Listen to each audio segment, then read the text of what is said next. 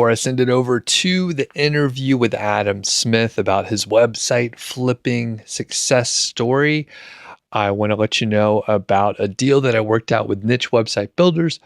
You can get 15% more content if you are ordering a content package, or you can get 15% off any of the link building packages or other non-content related things like the Shotgun Skyscraper link building campaign. This deal is only good through the end of the week. So March 12th, I believe that's a Saturday. So do have a look, and they have plenty of different packages. Like I said, the Shotgun Skyscraper is the campaign that I got that worked out so well for me. In addition, I had them write a huge amount of content, something like 20,000 words per month for several months. I think it was like 8 or 9 months. And we're actually going to be working together very soon on a project that I can tell you about, a little sprint of work. So do check out Niche Website Builders and let them know that I sent you, and you can get that deal that we just talked about. So go have a look and see if it could work out for you. And let's get to the episode. Hey, what's going on? Welcome to the Doug Show. My name's Doug Cunnington, and in this episode, I talked to Adam Smith from Niche Website Builders. He has another cool story where he purchased a website, actually from Flippa in this case, for $60,000 back in the middle of 2021.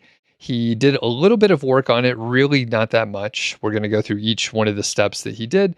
And currently it's earning a lot more. It's actually worth about $132,000. So it went from $60,000 that he purchased it for all the way up to $132,000, which is pretty amazing with just, honestly, just a few days work, which sounds like such a clickbait headline. Adam, how's it going today? I'm doing well, thanks, Doug. Not too bad. Thanks for having me on again. Of course, you always have great stories, and when you mentioned this one, I was like, oh man, we have to talk about it because one of the luxuries of having capital to invest is you can really kind of shortcut the process. And granted, we know we're in a fortunate position, or you're in a fortunate position where you had the capital to invest it. Not everyone's in that space, but if people are thinking about the future, or maybe you do have a war chest of cash and you're able to invest strategically, this could be a great way to do it. So we're going to talk about how you identified this site, maybe the process of purchasing it from Flippa, and then of course the steps. There's only a handful, but we'll go through the exact steps that you did to increase the revenue and talk about how we arrived at this amount that it is probably worth now if you were to sell it. So before we get into it, I'll mention that we have interviewed you before, so people can go back and hear a lot more of your backstory, but just a quick 30-second intro. Who are you, Adam? What do you do? Where do you work at? Sure. So I've been involved in the space for a number of years now. I currently run a company with my co-founder, Mark, called Niche Website Builders. We're an agency that help affiliate marketers and content site owners with content creation, link building, and done-for-you services. I kind of live and breathe this world. Not only do we run the agency, we still run our own portfolio of websites. And I think the learnings that we take from our portfolios kind of sets us apart from our competition. So that's kind of me in my 30-second elevator pitch there.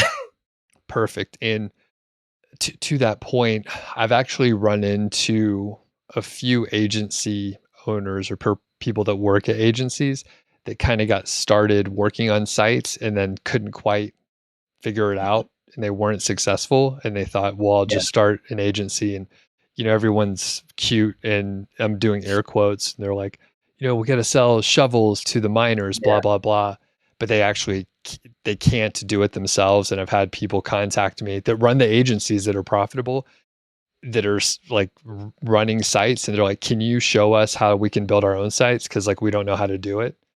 Yeah. Which blows me away. You guys actually know what you're doing, and there's many case studies. So I'll compliment you guys for doing that. So let's get into this specific story. Tell us as much as you can about the site and maybe the process of looking through Flippa to find something that you think is undervalued where you can improve the value. Sure. So I've over the years, I've definitely narrowed down my criteria of what I look for in a website like this. They don't really come up on Flipper very often. I could probably count on one hand the amount of times that I've bought a site on Flipper. And this one, I set up like my email preferences. So you can go into Flipper, you can set preferences. They send you an email whenever something meets that preference. I get tons of emails. I check them out, and like 90% of the time, they meet my preference on paper, but you do a little bit of digging, and it's not quite right. This one kind of ticked pretty much every box, and I'll go through what they were, what those boxes are. But essentially, as soon as I saw that, I knew that there would be other people interested in this site, or I assumed other people would be interested. So rather than go through the whole auction period on Flipper and wait, actually messaged the buyer like the same day it went live, like literally a couple of hours after it went live. Did he have a buy it now price in mind? He said yes, and I literally bought it for that price. It came out at 35 times the last 12 months average, which valued the site at $60,000. So I didn't even wait. I didn't want to watch it for X amount of time and see if anyone was bidding. I knew it was a good deal for kind of the strategy I had in mind, and I just bought it straight away to get it off the market and kind of into my hands, essentially. In terms of what I look for with these sites, this one in particular, it was monetized through AdSense only. And AdSense, I mean, it's great, but it doesn't pay anywhere near as much as other networks. I moved it to Ezoid in this case. So it was really under monetized. Not only was it just on AdSense, it just had hardly any placeholders as well. So it was a poor network with very little. It just was really under monetized. The other thing I liked about this site in particular was it had been steady for a long time. So when I looked at it, I could see the owner that had it had earning data back to April 20. So over 12 months earnings data where it had been very, very steady from AdSense. And when I looked in the Google Analytics account, the data went back even further, and it had been steady for around 3 years, like very, very little fluctuation. There'd been lots of Google updates in the last kind of year or two, and nothing had touched the site. There was no major ups or downs. And to me, that was a sign that it was a solid site, and Google kind of obviously liked the content, liked the space, and liked the site. And you mentioned there weren't very many placeholders. So for people that don't know what that means exactly, can you just explain it exactly? Sure. So a placeholder is basically just a space on the site reserved for where an ad can be displayed. So you can have a placeholder in the sidebar, and you can have multiple placeholders in the content. So, every couple of paragraphs you can have a placeholder for an advert. It doesn't necessarily mean an advert will show there, but it's a place where an advert can show if an advertiser wants to bid on that traffic. Perfect. So I guess in essence, the more placeholders you have, the more opportunity you have to show more ads, and the more ads you show means more revenue. Okay. So how do you know if a site doesn't have very many?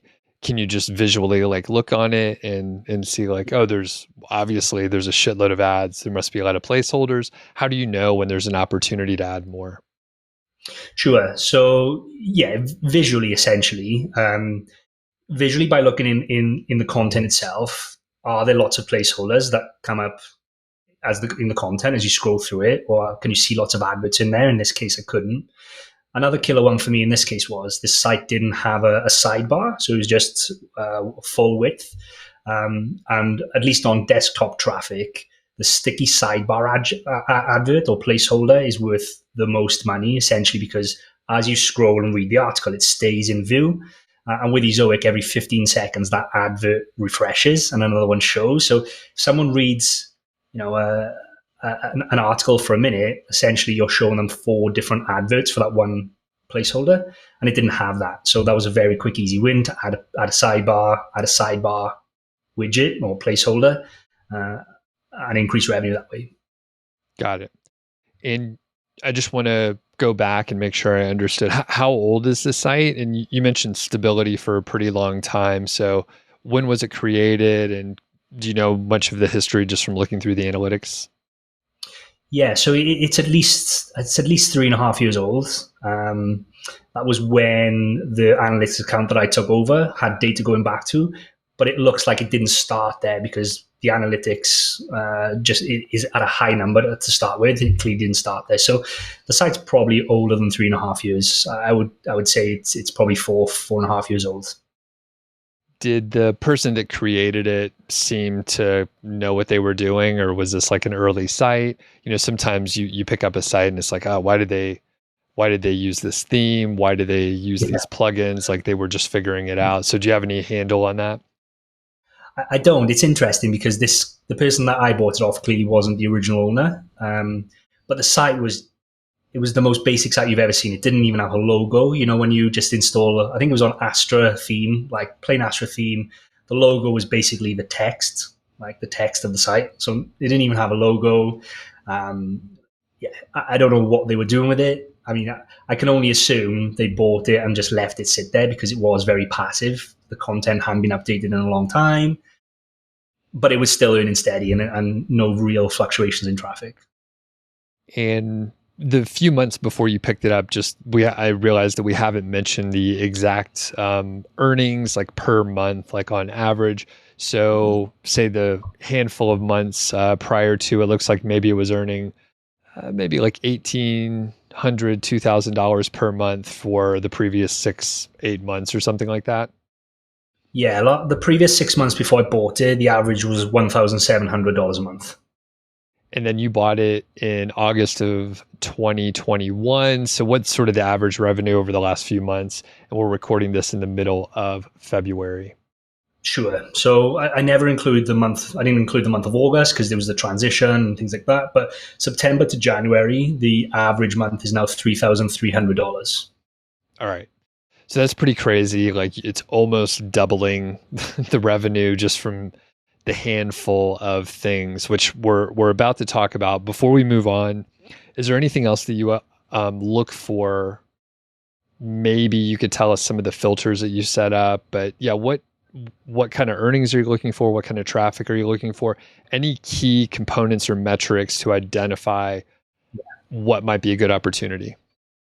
Sure. So I'm definitely looking for sites that are primarily monetized through display ads at the moment. There's obviously been a lot of change in the affiliate world and affiliate content over the last kind of 12 months. So primarily earning through display ads. In my price range, I'm looking for sites that are earning at least $1,000 a month. I don't really have an upper limit. I'm fortunate to have budget to go as high as, I'm not infinitely high, obviously, but $1,000 a month makes it worth my time and effort.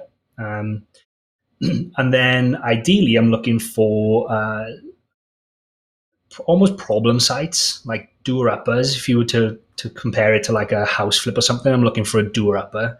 The skill set I've developed over the last couple of years has allowed me to identify like sites which may need some work, or they're under optimized, or they have a content issue, or there's something not quite right with them. And with some quick wins and spending a relatively short amount of time, I can change or implement fixes for, and then hopefully see an increase in revenue in the next short term, really 6 to 8 months. And usually I'll flip them on then. So I probably look to sell the site shortly. I've kind of done my quick wins. I've realized that optimization, and then it goes out to my portfolio ready for the next step. Was there anything as a problem on this site that was not an opportunity, where you were like, that's a lot of work and maybe I don't want to tackle that? Yeah, yes and no. It's definitely for me not a long-term hold. This site is in the technology space, but it's not product. It's not about a product. It's about information about a technology.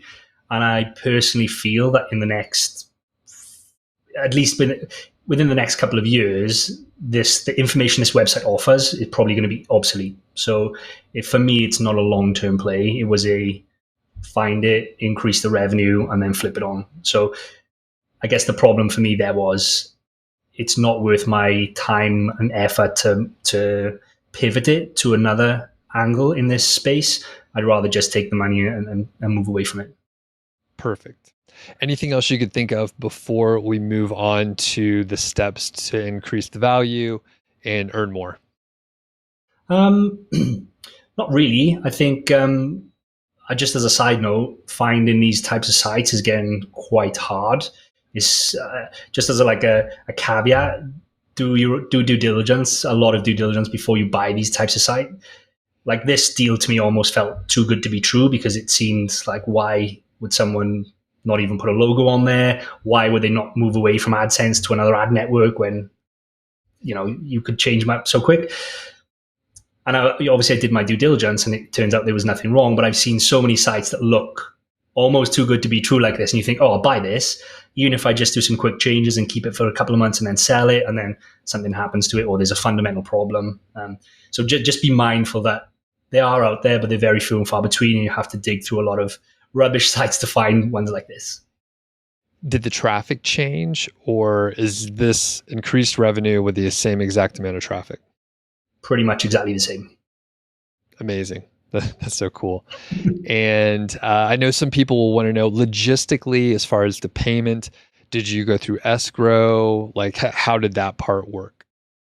Yeah, so all through escrow.com. I think Flipper actually partners with escrow now, so when you sell, you can choose that.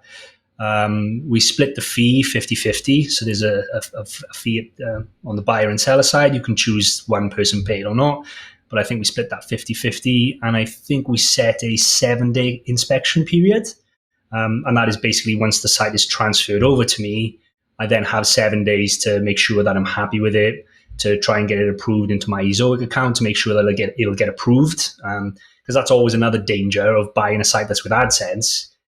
The obvious thing for that old owner is to switch it to another network. Have they not done that because it won't get approved, for example?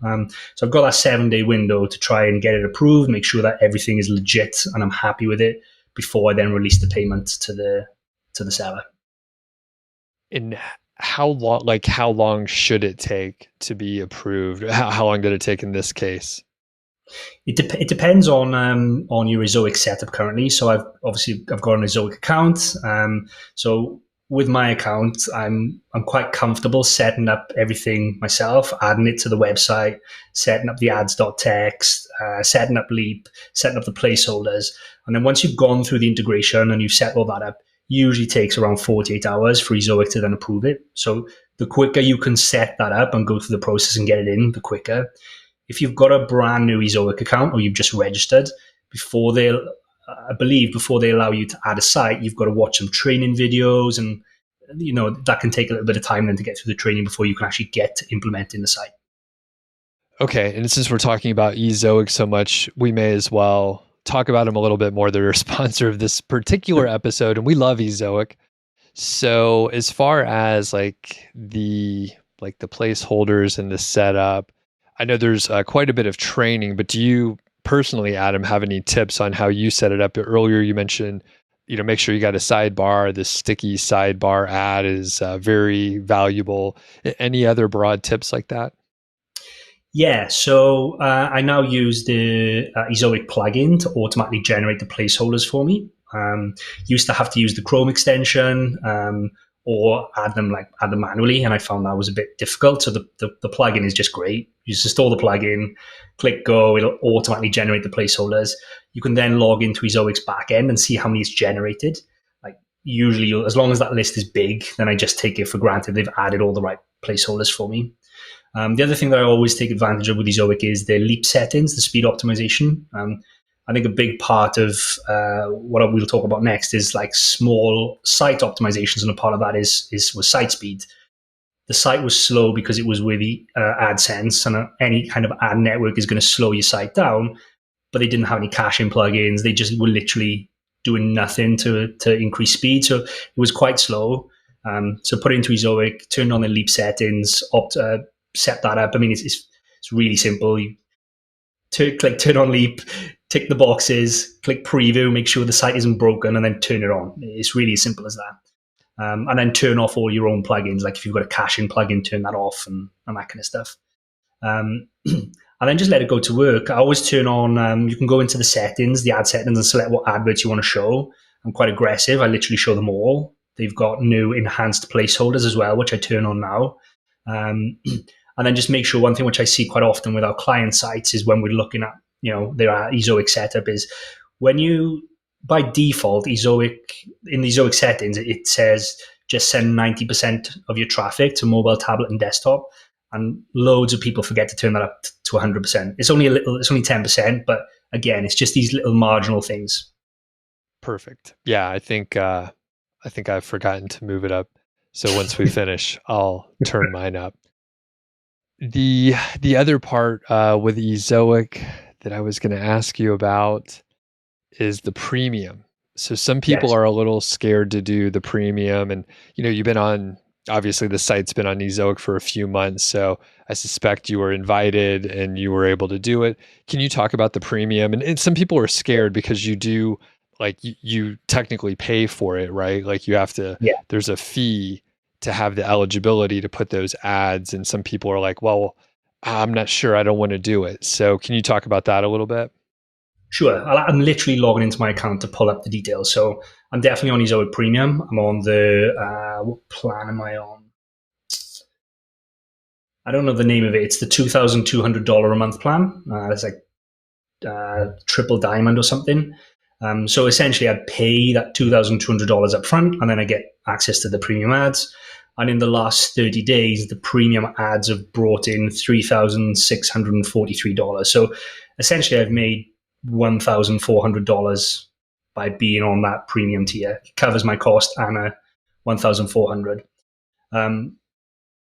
I was skeptical at first. I'm not going to lie about paying up front. But my understanding is that you'll never lose money on premium. If your site dips in traffic or something happens to your site, they'll automatically ratchet you back down the premium until you are actually making money with it, even if it's just a small amount. So as far as I can see, it's like, it's free money. Why wouldn't I go premium if they're going to guarantee me more money every month? Right. Yep. And Yeah. that's the thing. I mean, there, it feels like the way it's framed feels different than maybe what we're used to. But when you peel it back, when you talk to enough people, you realize, oh, it's, part of the cost of doing business. It's just the way the business model works.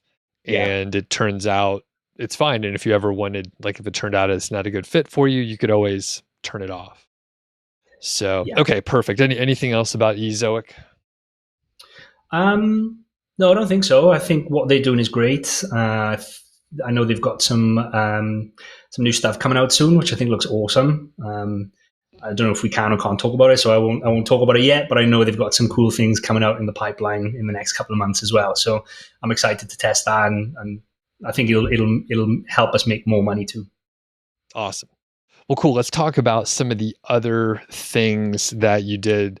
Some of these are super quick wins, and I think you mentioned that Yeah. you pretty much did about 5 days of work to implement these things to over double the value of the site and just earn a lot more money. So let's go through them, and I'll turn it over to you. I'll let you hit these. Sure. Yeah. So it literally took like 5 days, and these weren't 5 solid days. These were 5 days kind of working in the evening after my the day job, the agency world. So, I mean, the first quick thing that I did, I was quite lucky that it was built on Astra, the theme Astra as well. I mean, most themes are similar, but I'm very familiar with Astra. It's what we build all of our sites on. So the first thing I did, I think the font size was like 17. It's the standard Astra font size. Which is quite small. And if you increase this one up to 22 pixels, I guess, or I don't know what that 22, I know it in the settings. And it does look quite big, if I'm being honest, at a 22. But what that does is, especially on like mobile, it just means people have to scroll more, and then more time on site. On desktop, more time on site as they scroll means that the sticky sidebar display ad is in view for longer. So you can increase the time people spend by just having a bigger font, essentially. The other thing that I did, that goes kind of hand in hand in font, is just increase the line space as well. The space between sentence, or the space, it's line height, I think it's called. And again, it just does something similar. Just keeps people on the site a little bit longer, so they're scrolling more, and there's more opportunity for ad spots. The other thing I did was add more images. The site literally didn't have a single image on any of the posts. And I don't think, due to the content, I don't think it needed images. But what images do in a subtle way is just break up the content more, and the more the content's broken up, especially with Ezoid adding placeholders, it just allows more spots for more adverts. The more page breaks you give it, the more placeholders it can generate for new adverts. So that allowed me to add more adverts as well. How many images do you put in there? So it depended on the post. Some of the posts are actually quite short, so those ones I just add one. But the more standard or longer ones, I'd add at least 3. Okay, and then is there some ratio that you aim for? So 3 images per 1,000 words or something like that? Not really. I mean, I try and add, because this is I don't really mind what the post looks like. I don't mind if it looks like it's got too many images or whatever. It's literally just there to increase revenue as a tool. So there was no rule of thumb of 1,000 words equals 3 images. It was almost how many can I try and get away with without making this post that doesn't need images look like it's just full of images. Right. Well, and side note, this is I'm trying to get free advice from you, Adam. So you know of one of my sites, you've been working with me on it. There are a couple images on some of the posts, and I have like embedded YouTube videos and stuff. Do you Yeah. think I should probably go through and add a bunch of images to, the existing content? Is monetized through display ads, right? Yep. Yeah, definitely. Okay. Yeah, I'll get on that. That'll be a pretty simple thing. I can send my VA to on one of the stock image sites and just load them up. Yeah. Okay, perfect. Thanks. Yeah. They literally stock images as well. I didn't edit them or anything. Just took them and uploaded them. Perfect. All right. What else do you have?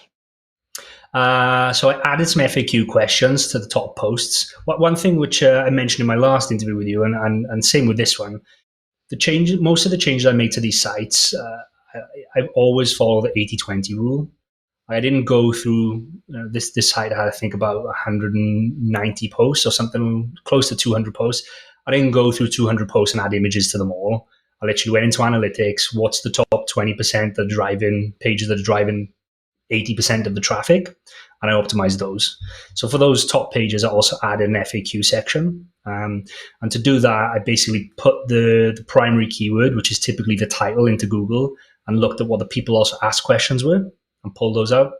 If that didn't give me super relevant questions, I also then used Answer the Public, which is like a free tool. You can go in, put in a keyword, and it'll give you questions that people, like related questions that people are searching for, and just fill those out. Basically, added it to the bottom of the piece of content, almost as here's the article and here's some FAQs, just to add a little bit more relevance. I think it's really important. You kind of have to go like the extra step from your competitors, and a great way of doing it is by adding FAQs.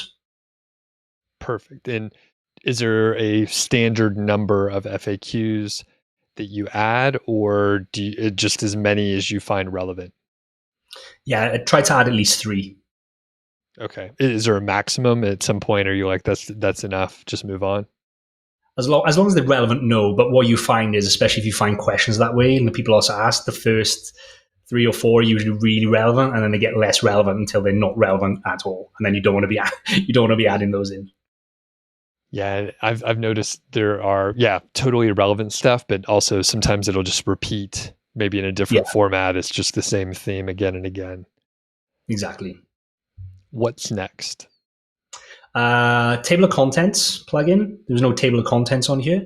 Now, table of contents, I think, is a really underrated tool or plugin that people miss. Whenever I'm looking to buy a site and I don't see a table of contents plugin, I'm like, this is great. Mainly because you add it, and what it does essentially is creates the table of contents out of the H tags on the page, so the H2s and H3s typically. And what that does for Google then is once that gets crawled and indexed, it creates jump links for Google. So you can get little links that appear under your SERP result, and you can click that and it'll take you to that spot. But also as well, you'll notice if you look in any site that has a table of contents in Search Console and you look at a page, like a specific page or a page that gets lots of traffic, you'll almost always see, if you've got a table of contents, the little hash sign, and you can see how many people have actually clicked in to go to that specific answer. Because Google also pulls out featured snippets sometimes based on a specific answer, and you click the featured snippet and you get taken to that part of the article rather than the top. So for me, that's a super quick, easy win, and really, really important and underrated um, bit that people miss when they build sites. I don't know why you build a site without a table of contents. Right. Yeah, I've noticed those jump links like you're talking about in Yeah. the Search Console. And one thing that you did that I'm surprised. Maybe this is obvious, like the table of contents, and I don't know it. But the breadcrumb navigation. So the site Mm. didn't have it before, and I think depending on the theme, you could implement it. But some SEO plugins will let you do it too. So can you talk about Yeah. the breadcrumbs here? Yeah, this is important, I think, for sites with a specific like types of structure. So typically on the sites that we build, the URL structure, we wouldn't include the category in the URL structure. But this site does. So it's like /category /post type or post name. And in Astra, there's an option whether you want to display at the top of the article the breadcrumb or not, which will say like you're in certain category or not. Um, Without that, well, adding a breadcrumb, I feel, just allows more internal linking. It sounds crazy. It's almost like a link to the sitemap based on the post that you're on. You can if Google can see that and go back to the category page from that article. I mean, all these things individually are probably not like massive needle movers, but it's just all like small incremental steps. And I think adding breadcrumbs is a small incremental step. It's not massive on its own, but with everything else, it's a part of the bigger picture. And some websites that I go to, like when they don't have breadcrumbs, I'm like, I can't navigate to the stuff that I want to go to. So it definitely depends on the type of site. And I mean, I was on an e-commerce site, so I was like Yeah. trying to find more products in the same category area. Yeah. Not all sites are like that, but obviously this one has some component where it does make sense. And even if it doesn't like bring in more revenue, Google may be able to crawl it a little easier, and maybe it's better for the user, which, maybe all the Yeah, ads are not great for the user, but at least the navigation, you're doing that for them. for sure. Definitely. And speaking of like links and internal linking, you did some of that work. So were there many internal links when you first bought the site? No, literally none. Really surprising. Like I couldn't find a single contextual internal link. I'm a big fan of Link Whisper, so I installed Link Whisper straight away. Went through again the top 20% of the posts, so didn't go through them all. Just went through the top 20% and added internal link in there. And then I also installed a plugin called Contextually Related Posts, which just adds I set it to 8 related posts at the bottom. I mean, I feel those internal links are not as good as in context internal links, but it still adds contextually related links at the bottom of the post then. So it just increases that crawlability of Google. It just means, again, if someone gets to the bottom of the post, they're not just left with a blank screen. They can go somewhere else if they feel they want to. I don't know how many people do, because on the sites that we build, typically like the number of page views per user is quite low because of the kinds of keywords we usually go after. They're very long tail. You either find the answer and go back, or you just click back. I don't think a lot of people get to the bottom and see, oh, another related post. I'll click it, but it's there if they wanted to. Right. It's like I'm thinking of like news sites where you get to the bottom and there's all these clickbait Yeah, things, which it's pretty. I mean, it's funny just to read them. Of course, when you go over to the post, like it never pans out. But I'm picturing yeah, like someone holding like a fork backwards and like, you've been using your fork wrong all these years, and you're like, oh shit, have I? Like, are you supposed to hold it by the yeah. tines? Okay, let's move on. You also improve the site speed. So what was it when you got to it? Like if you have any specific metrics, and what did you improve it to? Yeah, it wasn't horrible. It wasn't red or anything in Web Core Vitals. It was definitely amber. I can't remember the exact kind of number it was. I mean, it was fine on. I think it was almost fine on desktop and slower on mobile.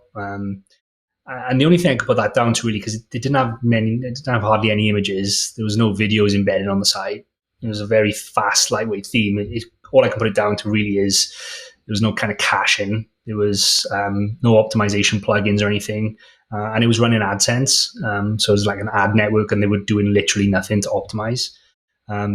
So when I moved it into Ezoid, we kind of talked about it earlier, but I installed Leap, and that kind of takes care of like 99% of the things that you need to do, essentially.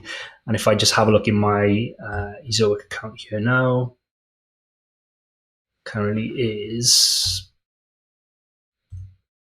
While you're looking it up there, one thing that I find very surprising is the site was making, around close to $2,000 per month for a pretty long time.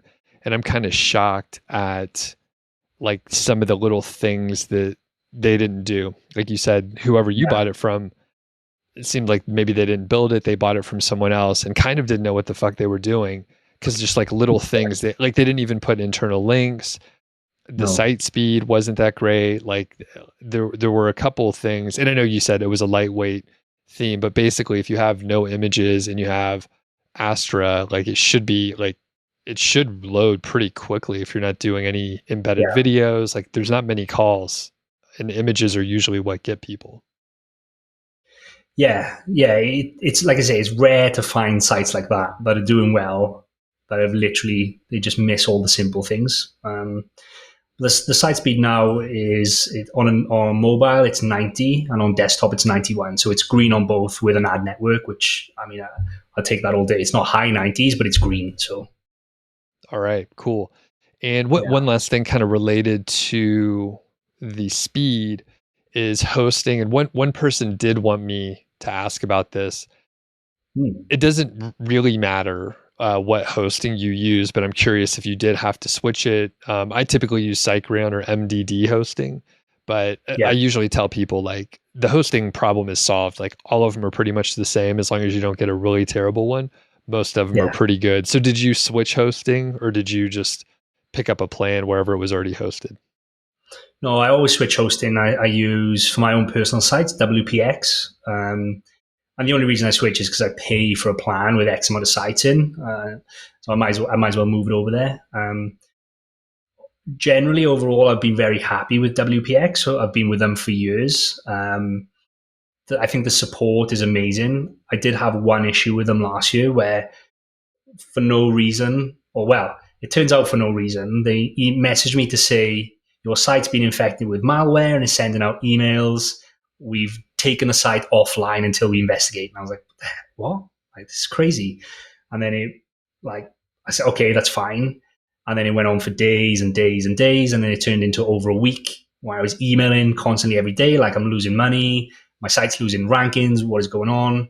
And then there was almost no apology at the end. It was like, oh yeah, we made a mistake. Turns out it wasn't. And we put the site back online for you. I was like, oh, great. Thanks. Awesome.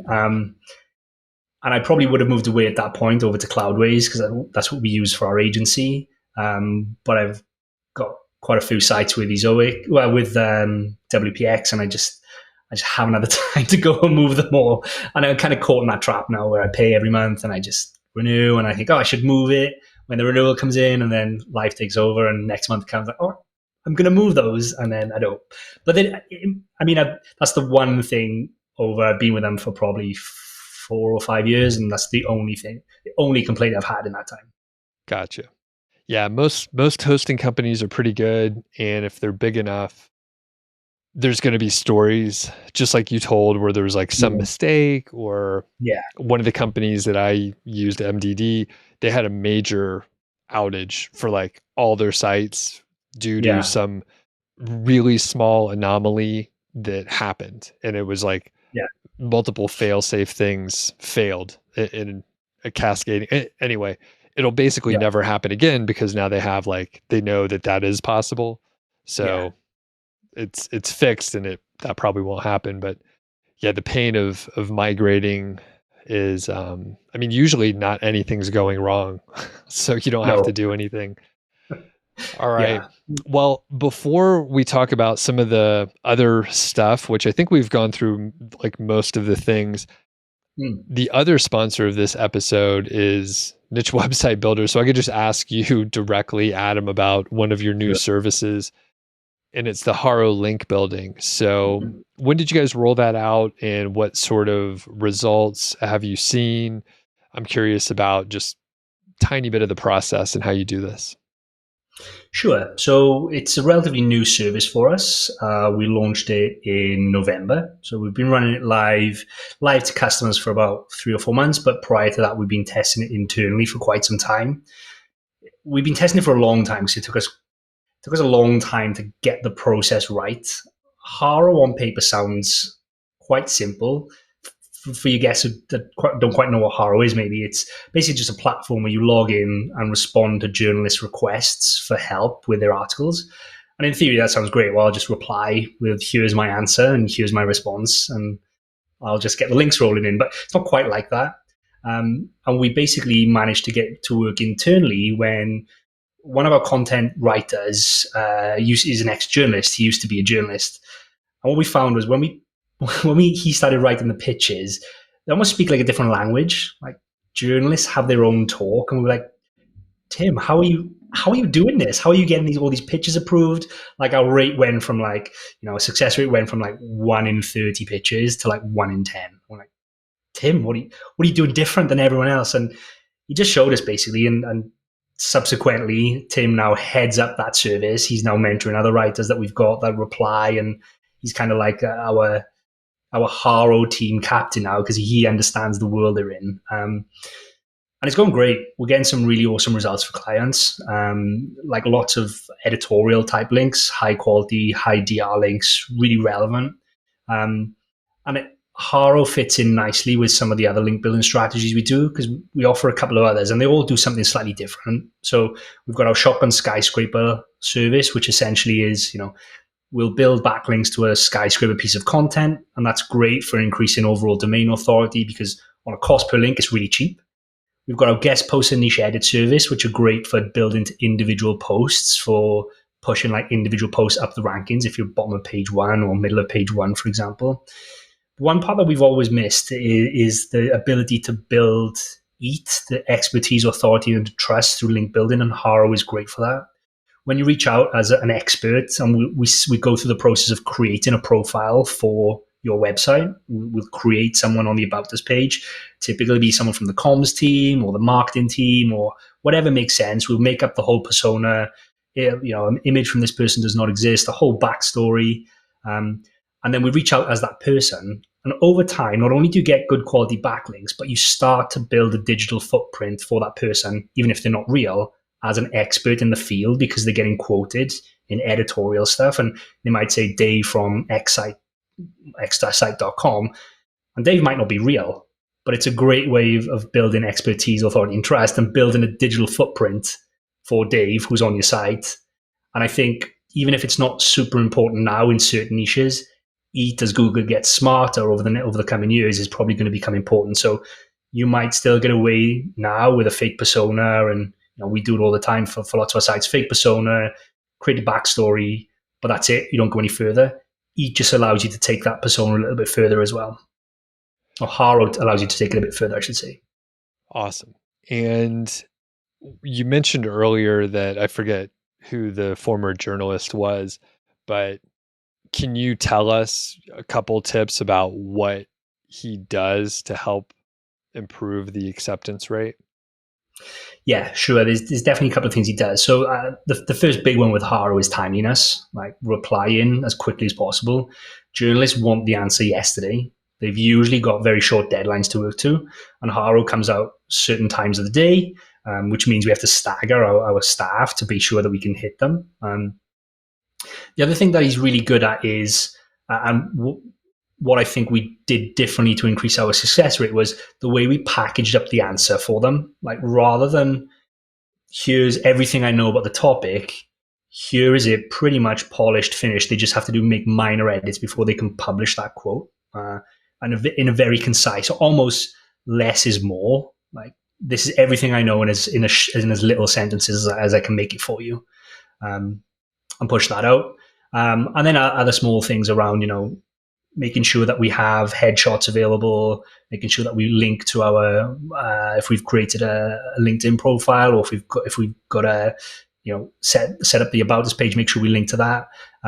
Just so it makes it really easy if someone wants to use your headshot, if someone wants to quote you and link back to you, that they've got all the information. They don't have to go searching for anything.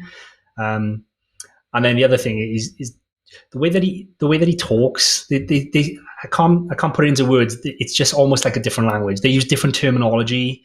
Like we are so used to it as getting links from an SEO perspective. All we ever care really about is, are you going to use our pitch? Are you going to use our quote because we want a link? Tim comes at it more from a, hey, I've been in your shoes. I know you've got deadlines. I've done all this for you. It's packaged up. Like he's like empathizes with them, and that goes down really well. I think that's why he's managed to get the success rate that he does. Very good. And I mean, just in the conciseness area, I can definitely understand that. I Yeah, haven't been on, in a reporter's shoes, but I have gotten like emails where it'd be much better to just get bullet points. And a lot of times I do yeah, when I am sending an email to someone and I don't know if they can be concise, I will yeah, ask for just send me like a handful of bullet points. Don't send me a long narrative because it's just too much. Like it yeah. becomes it becomes more work and they will literally just skip it. They won't even Exactly. look at it. That's it. Okay, cool. So you guys have the Haro service, and is there any like amount of time which you recommend? I know some other services, say like Shotgun Skyscraper, like you may want to run it for several months because number one, it takes a little time to get ramped up, but number two, you sort of hit a stride with it. So with Haro, what's the recommended duration? Yeah. The good thing about Haro is that it's almost never ending. There's always journalists looking for quotes for new stories that they're pushing out or new angles on different stories. So you're almost never going to end up running out of, oh my God, we can't apply for any more pitches because it's refreshed all the time. Um, During that first kind of initial setup, we do a month, like the first month is setup where we'll set up the About Us page and the persona and we'll start the outreach because it does take a while to ramp up. Usually the way it works is you answer a load of pitches, you get back that they're going to use them, and then typically the articles might not go live for another 3 or 4 weeks. So like from when you start, you might not actually see the links built. We've got them confirmed as they're going to place the articles or they're going to place it, but they might actually not go live for like the first 5 or 6 weeks. And subsequently, when you finish the campaign, you've still got links coming in 5 or 6 weeks after we finished it. But really, if you've got the budget, I think it should become a long term part of your strategy, not only for the link building but for the EAT as well. What a salesman. Come on. Ongoing forever. Adam, Well, I you're mean, killing me, man. ongoing until you sell your site, maybe for way more money than when you Yeah. started. I don't know. Got it. Okay, that does make sense though. That makes sense. All right. Cool. Yeah, So we've gone through several items. I'm going to list them out so if people are taking notes or something, but you increased the sure. font size, you added more content in the form of FAQs, you added more images, table of contents, breadcrumbs, internal linking, and in general, you focused on an 80-20 situation. So you didn't do all 190 articles. You just Yep. focused on, whatever the top handful or so, maybe 40 or 50, something like that. And I think probably one of the biggest things was switching over from AdSense to Ezoic and then just showing far more ads than you were doing before. You also increased the site speed. That's probably a minor thing. It doesn't sound like that was impactful Yeah, in a huge way, but anything else that you did? that's literally it. To be honest, now you've listed out in bullet point form, Doug. It makes me makes me feel like it's not a lot of work at all. Well, But yeah, yeah, it, that's it literally doesn't all I sound did. like too much. And I want to, you said it was 22 point font is what you increased it to. Is that right? Yes. Okay. And I think, you had a similar story before and you really went through the same steps. So it's great to see you found another under monetized site. It was a little bit undervalued or the person wasn't doing as much as they could. And you Yeah. you literally didn't increase the traffic at all. So I mentioned that, we'll talk about link building. Did you do any link building to this like at No. all? Okay. No. No. Nothing at all. What was a link profile when you bought it then? Did it have very many links? Do you happen to remember roughly what the domain authority might have been? Yes, I can tell you exactly. It is.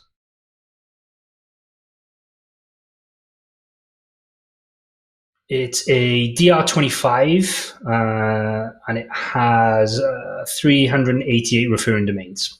Okay. And do you know if the previous owners did any link building? Are these pretty natural, or what can you tell from your Yeah, research?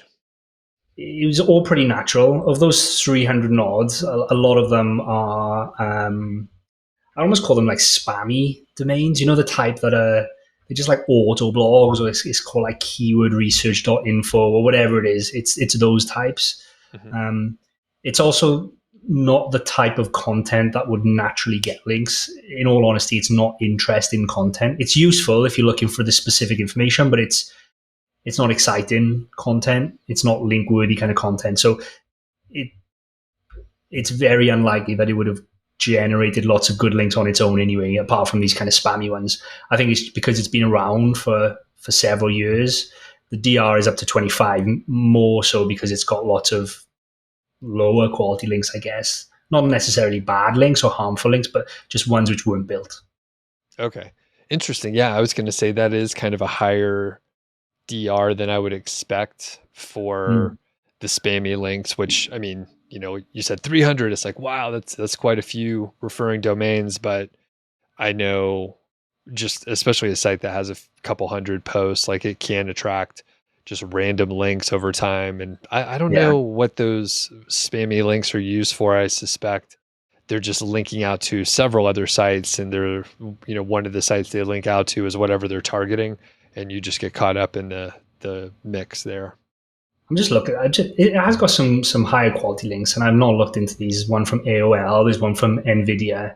But then the other spammy type of ones that I'm talking about are things like topmillion.net or sitelike.org or sitestats.org, where they Oh, right. cite links.info. Like they just scraper sites, and you click through on it, and they've generated like a dynamically generated a page about the website that links back to you. I don't know what they get out of it. I don't know what their business model is. Right. I've always wondered that, but it's mostly those kinds of links. Got it.